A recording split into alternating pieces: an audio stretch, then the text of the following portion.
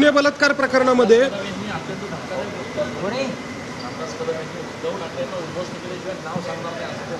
बरं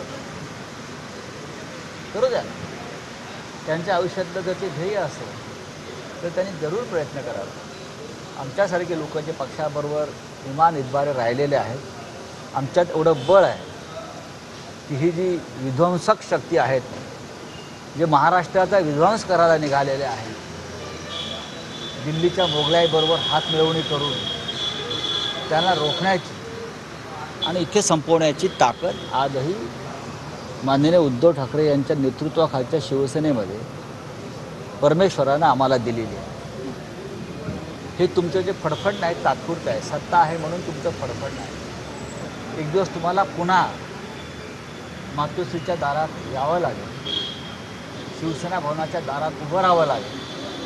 हे माझं भाकीत नसून हा माझा दावा आहे। साहेब, पुणे बलात्कार प्रकरणामध्ये ज्या पद्धतीनं गृहराज्यमंत्री योगेश कदम यांनी एक विधान केलं होतं, टीका होऊ लागली होती आणि अशानंतर सुनावणीच्या वेळेला